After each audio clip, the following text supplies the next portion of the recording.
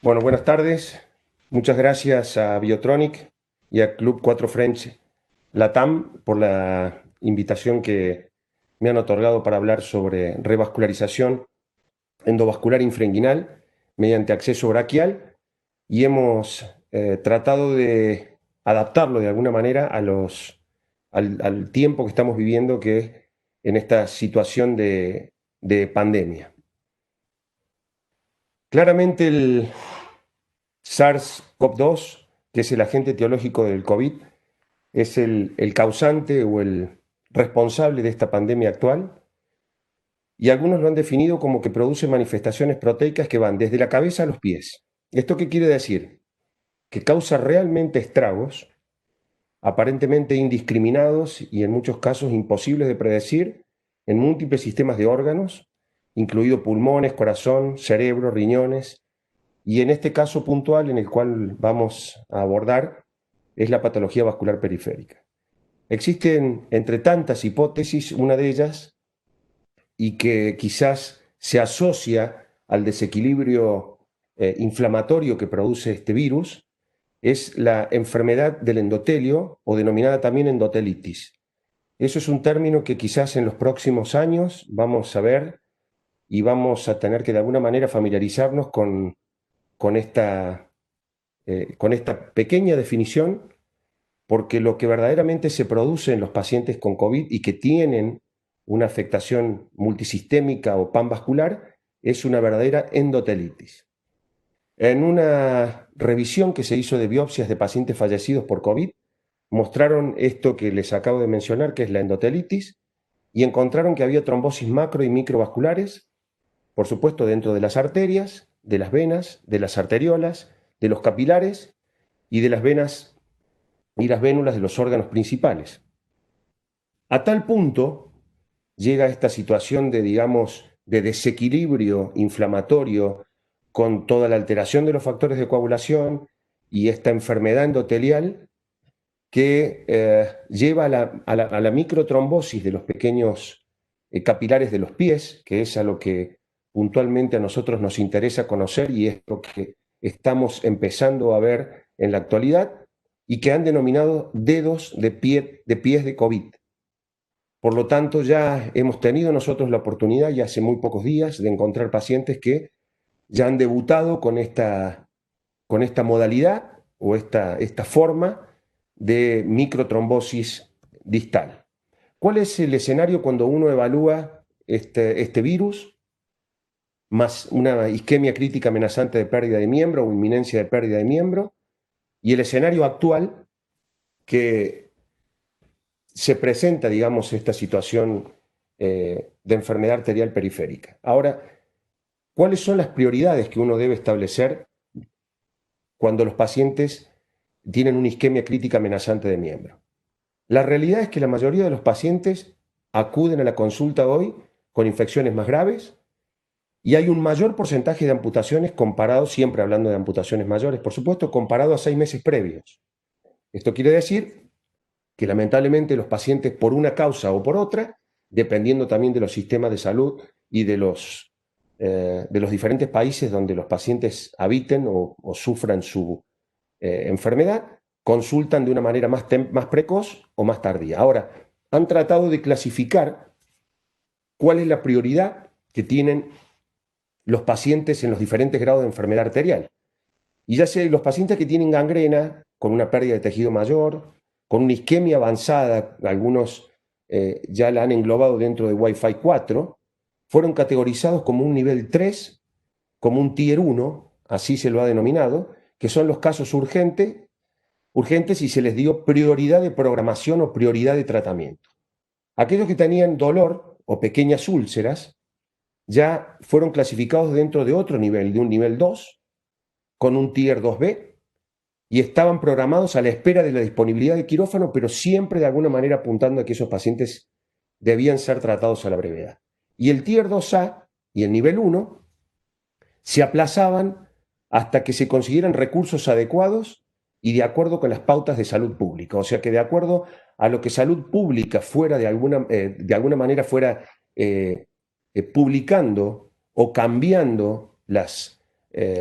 las normas de tratamiento, se iba adecuando ese tipo de pacientes que no requería ser urgentemente tratado, y se le daba prioridad o disponibilidad de quirófano o, en el caso de que fuese un tratamiento endovascular, prioridad para la sala de hemodinamia. Ahora, ¿qué otra situación ocurre en los pacientes que tienen COVID? El punto es,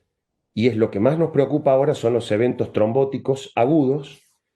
y que las manifestaciones arteriales prácticamente se llevan el mayor porcentaje de presentación, que llega hasta un 76%. Ahora, en esta revisión de Mont Sinai, que se echa hace muy pocas semanas, el factor de riesgo más importante que encontraron fue la hipertensión arterial en un 81%, con marcadores que se pueden mencionar, un sinnúmero de marcadores que están alterados durante los eventos trombóticos, pero en este caso ellos evaluaron los neutrófilos elevados, la proporción de linfocitos y el dímero D, que es sumamente importante tener valores previos a cualquier tipo de evento trombótico o en la presentación del evento y a posteriori para seguimiento de la evolución del evento trombótico. Y las complicaciones, ahí se pueden observar claramente cuáles fueron en relación a las afectaciones venosas. La mayoría se lo llevó la enfermedad arterial, que fue casi en un 54%,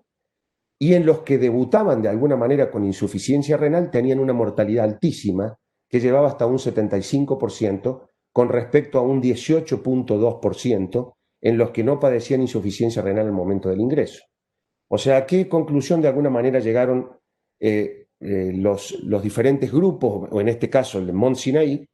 en los pacientes que presentan eventos trombóticos agudos, que deben ser anticoagulados precozmente para evitar a posteriori o a consecuencia de esta situación de alteración de la coagulación,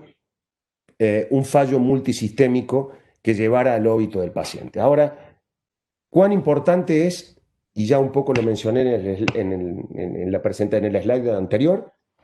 cuán importante es el estadio en el que se encuentra el paciente en isquemia crítica. El paciente que tiene isquemia con dolor de reposo o isquemia amenazante de miembro, pero con dolor de reposo, hay que tratar de considerar en esta situación puntual en la que estamos viviendo un tratamiento médico conservador agresivo,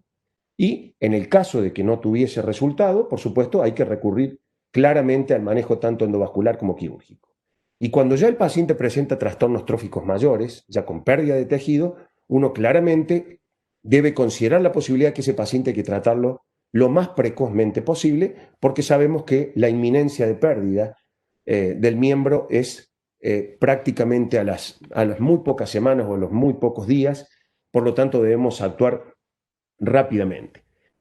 Ahora, ¿cuál es el planteo que nos podemos hacer en una situación de pandemia para tener el paciente el menor tiempo posible internado o dentro del nosocomio? Hay un algoritmo que no es algo diseñado por mí, pero que de alguna manera lo traté de adaptar para transmitir un mensaje de cómo podemos más o menos adecuarnos a la situación actual, que es la valoración y elección, la consulta preoperatoria, que eso significa dialogar con el paciente, explicarle claramente lo que el paciente tiene, cuál va a ser la terapia que se va a llevar adelante, la admisión para la modalidad ambulatoria, el procedimiento, que por supuesto es fundamental y que de eso de alguna manera depende que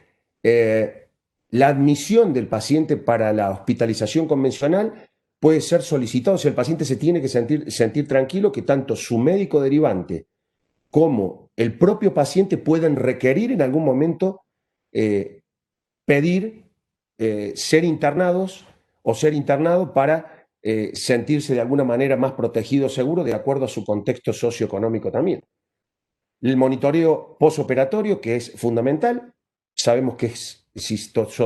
sobre todo si se hacen procedimientos a través de un acceso braquial, todos sabemos que es un procedimiento de 2 a 4 horas de control y posteriormente el paciente se va a la casa. Una alta médica, pero una alta médica controlada. ¿Esto qué quiere decir? Que el paciente sepa que tanto a un sistema de enfermería como al médico tratante pueda tener comunicación para que ante cualquier eventualidad el paciente pueda llamar y consultar ya sea duda o cualquier tipo de complicación que pueda tener. Y el seguimiento, que puede ser telefónico,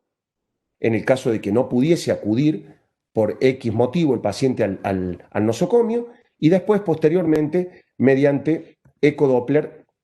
que es lo que de alguna manera el método no invasivo de seguimiento en estos pacientes. Ahora, ¿cómo podemos abordar terapéuticamente los pacientes con isquemia crítica en estos tiempos de pandemia o en estos tiempos de COVID? Y de alguna manera otorgarles el alta precoz. Ahora, la situación actual nuestra es que recibimos pacientes de edad muy avanzada, y esto no es una práctica infrecuente, es una práctica diaria, semanal, que en particular el 80-90% de los pacientes son octogenarios y nonagenarios, por supuesto más octogenarios, pero siguen siendo todos pacientes de edad avanzada. Todos llegan en estadios muy avanzados de su enfermedad arterial, como lo mencioné anteriormente. Ahí hubo un incremento en el consumo de alcohol y tabaco en este último tiempo. No se sabe específicamente por qué, pero en los adultos se sabe que ha aumentado un 56% el consumo del alcohol, pero paradójicamente ha disminuido en los menores. Mal estado general, lamentablemente los pacientes, y sobre todo en Latinoamérica, nos llegan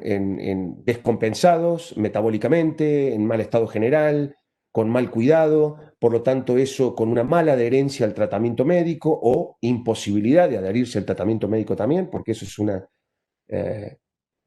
es una posibilidad de los pacientes que les suele ocurrir frecuentemente en esta situación pandémica, en unidades de cuidados intensivos donde hoy lamentablemente existen un alto porcentaje de pacientes con COVID, y la falta de disponibilidad de camas en las habitaciones comunes o en salas comunes o donde se puede internar los pacientes, porque lamentablemente ahí suelen pasar los pacientes que están en vías de recuperación por este virus COVID-19. ¿Cuáles son las ventajas cuando uno intenta hacer un acceso braquial o un abordaje braquial para tratar la patología arterial periférica con una alta precoz?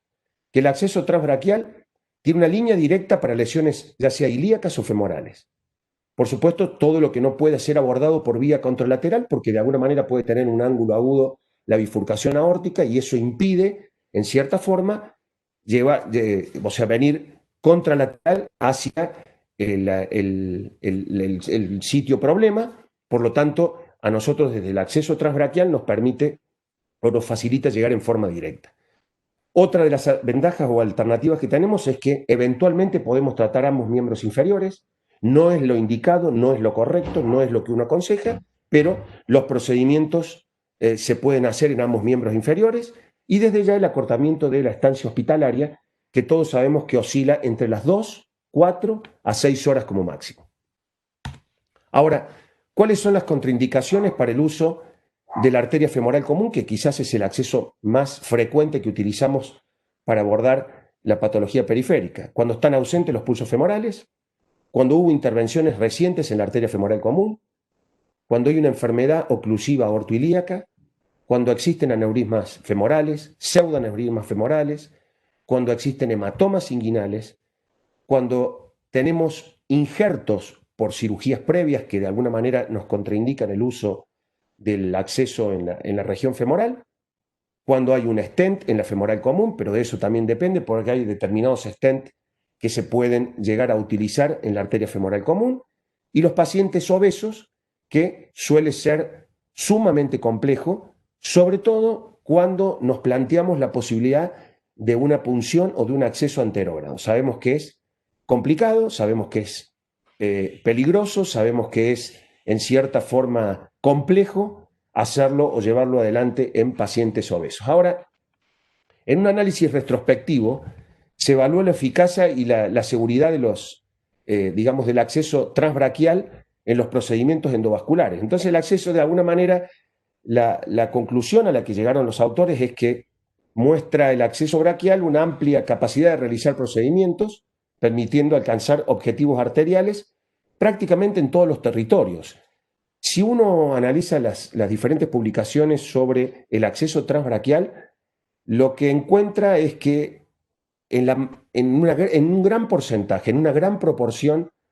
se utiliza este acceso para abordar ya sea las arterias renales, la arteria mesentérica, el tronco celíaco, porque suele tener una línea más directa de acceso que cuando uno intenta utilizar el abordaje femoral. Ahora, fíjense que si uno analiza desde el año 2013 al año 2016, cuando hablamos de angioplastías ilíacas, por ejemplo, han aumentado en este porcentaje aproximadamente de un 24 a un 31%, o sea, en el año 2013 se hacían 27 procedimientos y en el año 2016 ya se hacían 77 procedimientos por vía transbraquial. Lo mismo ocurrió 3 veces más en el acceso al tratamiento de la arteria femoral y de alguna manera en el territorio de la arteria poplitea y del tronco tibio peroneo quizás fue un poco menor, pero en el año 2013 prácticamente no se trataba ningún paciente y en el año 2016 ya se llegaron a tratar 6 pacientes. Ahora, ¿cuál es el punto por el cual no se accede o no se intenta abordar ya sea la parte distal de la poplitea o la poplitea distal en su segmento P3, el tronco tibio peroneo? Todos sabemos que la mayoría de los catéteres disponibles no tienen una distancia suficiente o una longitud suficiente como para llegar o abordar dicha zona. Por lo tanto, ese es quizás el problema con lo que más nos encontramos frecuentemente. Acá simplemente forma parte del mismo análisis para demostrar qué es lo que ocurrió con los accesos femorales y los accesos braquiales. Los accesos femorales, ustedes pueden observar, del año 2013 al año 2016, disminuyeron prácticamente a la mitad y los accesos braquiales aumentaron 3 veces más, o sea, el triple con respecto a los femorales. Por lo tanto, de alguna manera ya se venía o se viene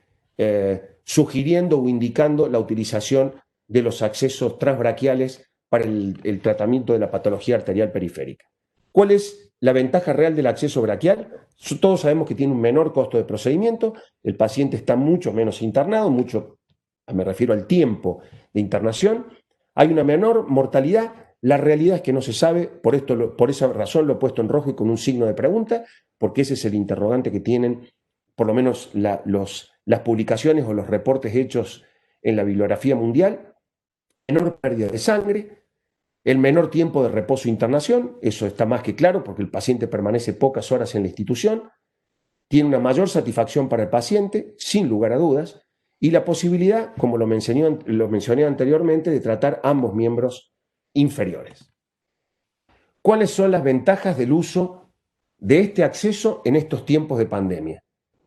Bueno, como lo mencioné ya creo que en varios slides, el fácil acceso al territorio ilíaco, femoral y popliteo, pero siempre pensando en la posibilidad de utilizar balones largos, o sea, balones de 150 centímetros, si no, lamentablemente, por lo menos a la poplitea no podemos llegar.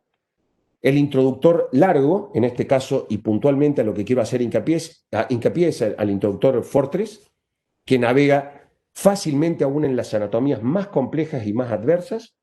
Una vez finalizado el procedimiento, bueno, se le otorga precozmente el alta, menor tiempo de permanencia, sobre todo en áreas con elevada circulación viral, el bajo índice de complicaciones locales, sobre todo si hablamos de introductores que no superen los 6 French y los introductores que permiten estos, 6 French permiten el implante de la mayoría de los balones y de los stent disponibles en el mercado que puedan ser implantados en los miembros inferiores. Ahora, ¿cuáles son las complicaciones y desventajas de la punción braquial? El mayor riesgo de complicaciones aumenta de acuerdo al diámetro del introductor. Todos sabemos que si ya pensamos en la posibilidad de utilizar un introductor 7 French, el porcentaje de complicaciones llega hasta un 12%. El porcentaje de hematomas depende también del sitio de punción, no es elevado, pero si lo hacemos correctamente y no tenemos que punzar en varias oportunidades la arteria humeral, llega a un 2.7%, con una oclusión de la arteria braquial que llega a un 2.1%, con un sangrado que oscila alrededor del 4%, pseudoneurismas es un poco más elevado, un 8.4%, el hematoma subaponeurótico que por supuesto también depende de donde nosotros realicemos la punción y las tasas más altas de complicaciones en los pacientes de edad más avanzada. Ahora, paradójicamente, nosotros sabemos, o por lo menos tratamos de pensar en la posibilidad de utilizar este acceso en los pacientes de edad más avanzada para que más precozmente puedan ellos retornar a su hogar o a su sitio de origen para casualmente evitar ser contagiados o alcanzados por esta situación de pandemia. El espasmo arterial que llega a un 8% y la gran contra, digamos, si se le puede mencionar de esa manera, tanto para el paciente como para uno como operador, es el mayor tiempo de exposición a los rayos, que más adelante ya se los voy a mencionar. Muy bien, esto es para mostrar cuál es el introductor Fortris, cuál es la forma de acceder a través de la arteria braquial. Ustedes fíjense, es para trabajar entre dos personas.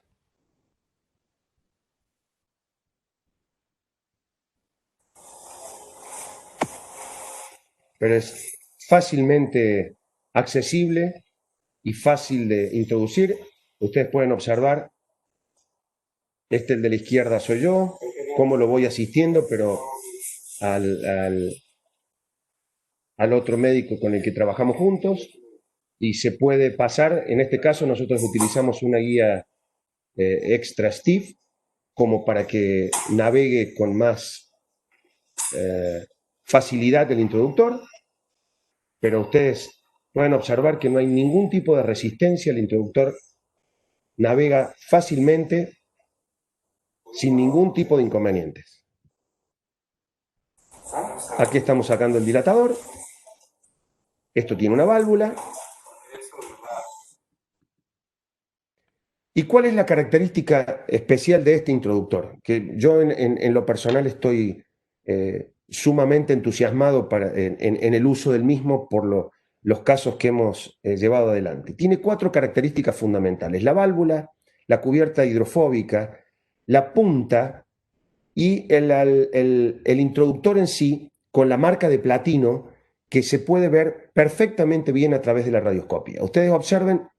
que acá están todas las características, digamos, no es en sí de la punta, sino que muestra la punta del introductor, con todo el alma de acero inoxidable, de este coil de acero inoxidable, con el polímero de cobertura, con la cubierta interna de PTFE y con la marca de platino que se puede ver en esta imagen que está aumentada de tamaño, donde uno puede ver las marcas o el coil, el alma de acero inoxidable, la marca de platino, el polímero de cobertura y la cubierta interna de PTFE que nos permite a nosotros navegar fácilmente. Ahora, ¿cuál es el planteo que nosotros hacemos en cuanto al acceso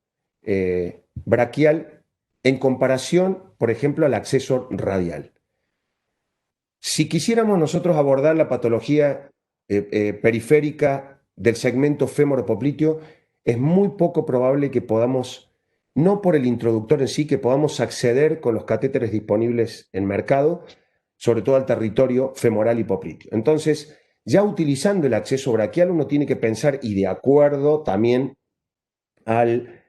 la contextura física del paciente, que tenemos una ganancia entre 15, 20 a 30 centímetros de distancia entre la muñeca al acceso de la arteria humeral. Por lo tanto, esos 15, 20 a 30 centímetros nos permiten poder descender mucho más cuando uno intenta abordar el territorio femoral y popliteo, y hasta en algunos casos pensar en la parte proximal, en el tronco tibio peroneo o en la arteria tibial anterior. Ahora, ¿cuál es el punto más complicado? Cuando uno ya se plantea llegar al pie. Es prácticamente, o mejor dicho, es imposible llegar al pie. ¿Por qué? Porque la distancia, siempre hablando en este caso del acceso radial, es aproximadamente entre 2 metros a 2 metros 30, o sea, entre 200 a 230 centímetros cuando uno pretende llegar desde el acceso radial a la arteria pedia o a la arteria plantar o a la arteria tibial posterior baja. Por lo tanto, es hoy en día, con los materiales que disponemos en mercado, no con las guías, pero sí con los balones, nos resulta imposible llegar a una revascularización del pie. Aquí yo les quiero mostrar 3 casos que he seleccionado para que ustedes puedan apreciar la facilidad con que uno puede abordar la patología en el segmento ilíaco, femoral y popliteo con estos introductores más largos. Y aparte la seguridad que nos aporta este introductor, porque podemos llevar stent sin ningún tipo de temor de que podamos navegar, digamos, sin cobertura hasta la zona problema. En este caso era un masculino de 66 años, tabaquista severo, según él, de 60 años de tabaquismo. Nosotros le pusimos 50 años porque realmente no podíamos creer o nos parecía demasiado exagerado, según información que nos aportaron los hijos, pero él dice que de los 6 años fumaba, hipertenso dislipémico y que consultó por dolor de reposo de 8 semanas de evolución en miembro inferior derecho, no tuvo respuesta a ningún tratamiento médico, con un índice tobillo-brazo en la arteria tibial posterior de 0,37, con todo este tratamiento médico, estatinas, prasugrel, y con una angiografía diagnóstica donde nos mostraba una estenosis severa subtotal de ilíaca externa derecha, ya casi digamos, en el límite o en el nacimiento de la arteria femoral común, estenosis severa de ilíaca primitiva también, estenosis severa multisegmentaria de arteria femoral profunda derecha y oclusión total de arteria femoral superficial con recanalización en arteria poplitea supraarticular. Acá claramente se puede observar, y yo esto era lo que quería marcar en cierta forma. Vamos a esperar que pase nuevamente, pero el propósito de esto era mostrar la marca de platino del introductor. Aquí se observa la estenosis subtotal de la ilíaca externa con una enfermedad multisegmentaria de la arteria femoral profunda. Este paciente no tenía lesión trófica. Hicimos una angioplastía de la arteria femoral profunda con un balón de 5x200 farmacológico. La pudimos dilatar sin ningún tipo de inconveniente. Utilizamos una guía de 0,18x300. Posteriormente predilatamos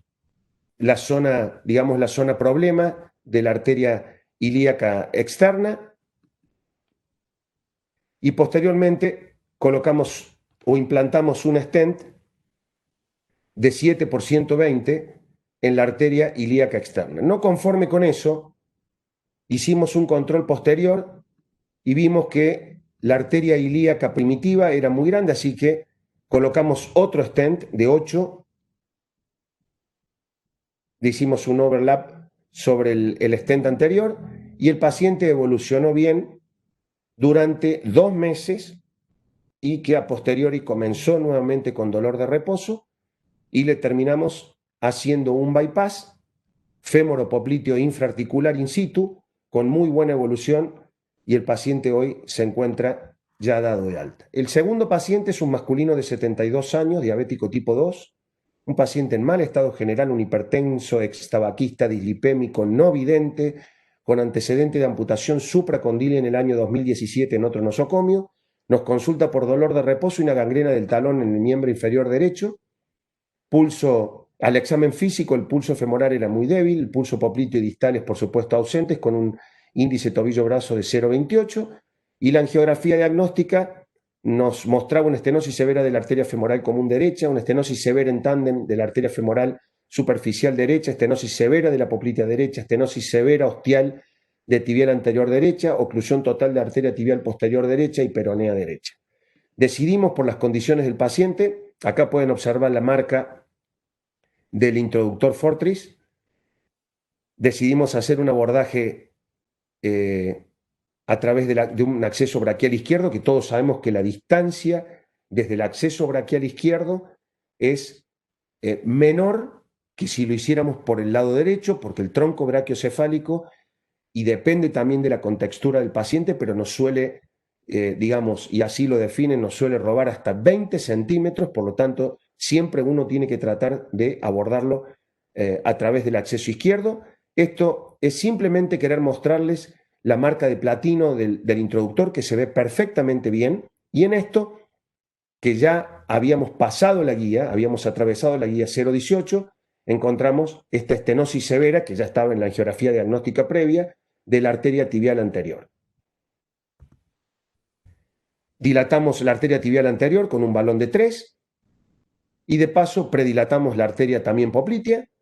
En este caso hicimos ATP con un balón farmacológico de 6 por 150 en la arteria poplitea supraarticular y femoral superficial.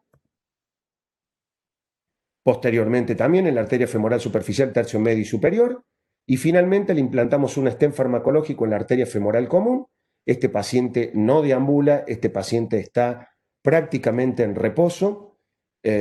Lamentablemente no tuvo posibilidades por su contexto social de recuperación, por lo tanto, por eso decidimos colocarle un stent, y el control angiográfico final fue este. El paciente, hubo algunas zonas de recoil, pero yo decidí no colocarle stent. Lo más importante es que pudimos dilatarle la arteria tibial anterior y el paciente evolucionó favorablemente con la cesación inmediata del dolor de reposo y con una lesión que lamentablemente está granulando, está mejorando, está día a día está teniendo, digamos, otra característica en cuanto a cicatrización, pero va muy lentamente porque la arteria tibial posterior fue imposible o prácticamente inabordable desde el punto de vista endovascular, pensando en el concepto del angiosoma para poder revascularizarla. El tercer caso es hecho hace muy poquitos días, es una paciente de 80 años, hipertensa dislipémica, y eso es lo que hoy muy frecuentemente encontramos, pacientes con muy pocos factores de riesgo, en este caso dislipémica, pero estamos hablando de una paciente dislipémica que está normalizada digamos, su colesterol desde hace varios años y no está en este momento con tratamiento con estatinas, pero la catalogamos de dislipémica, por supuesto, pero la paciente, la realidad es que ella en este momento, por lo menos en la consulta, solo tomaba antihipertensivos. Tenía antecedentes de un bypass femoropopliteo en el 2017 con vena safena interna, un bypass infrapatelar ocluido, consultó por dolor de reposo y una pequeña escara necrótica en el dorso del pie de 2 meses de evolución, pero lo más llamativo es que esta paciente tenía un dolor que no había nada que la pudiese calmar, y uno también tiene que ser en cierta forma cauteloso en cuanto a los analgésicos tratándose de pacientes octogenarios o en el caso de que sean nonagenarios. El índice tobillo-brazo en arteria tibial posterior de 0,28, la angiografía diagnóstica, estenosis severa ostial de la arteria femoral superficial, oclusión total y recanalización en poplitea subarticular con estenosis en tándem, oclusión total de arteria tibial anterior derecha, estenosis severa de tronco tibio peroneo y estenosis severa en tándem de tibial posterior derecha, oclusión a pocos centímetros del origen de la arteria peronea y con un arco pédico incompleto. ¿Qué es lo que o cuál fue, digamos, el primer planteo que nosotros nos hicimos? Pensamos que podíamos abordarla por una punción anterógrada, nos dimos cuenta que no se podía y decidimos hacer una punción humeral izquierda, sabiendo claramente y conociendo de que no íbamos a poder llegar quizás más allá. Es una paciente de una contextura física muy pequeña, delgadita, por lo tanto nos facilitaba mucho el acceso a través de la arteria humeral izquierda. Utilizamos un introductor Fortris de 90 centímetros, de 6 French, llegamos hasta la ilíaca externa derecha, avanzamos con una guía 0,18 por 300 hasta el tronco tibio peroneo, pudimos dilatar el tronco tibio peroneo y predilatamos la arteria poplitea infraarticular con un balón no farmacológico. Hicimos ATP de la arteria poplitea femoral superficial derecha con un balón farmacológico de 6 por 150 centímetros y ATP de la arteria femoral superficial en el tercio proximal y medio con balón farmacológico también de 6 por 150. Acá pueden observar hasta dónde llegamos con el introductor Fortris. Acá pueden ver la angiografía con la oclusión de la arteria femoral superficial, con una estenosis en tándem, y por supuesto prácticamente sin runoff, que sabíamos que esto no lo íbamos a poder por lo menos resolver en este procedimiento. Pero dijimos, sigamos adelante a ver si tratamos de disminuir el dolor o atenuar el dolor en esta paciente recuperándole el eje femoropopliteo, que muchas veces esto ocurre que recuperando y sobre todo en personas ancianas, y me refiero a lo que estoy haciendo mención anteriormente, octogenarios y nonagenarios, que si uno le recupera el eje femoropopliteo, estos pacientes, no digo que tengan una evolución en el tiempo prolongada, indefinida, buena, pero nosotros del momento de la inminencia de pérdida en la que se encuentra en ese momento, tenemos bastante buenos resultados, por lo tanto, uno por ahí no se tiene que preocupar o tratar de resolver inminentemente en ese procedimiento, salvo que tenga lesiones tróficas muy severas en el pie, de tratar de resolver el territorio infrapatelar en ese mismo procedimiento, porque logrando recanalizar el segmento femoropopliteo podemos lograr grandes mejorías en este tipo de pacientes. Entonces, llegamos hasta el tronco tibio peroneo con un balón largo, posteriormente dilatamos la arteria poplitea supraarticular,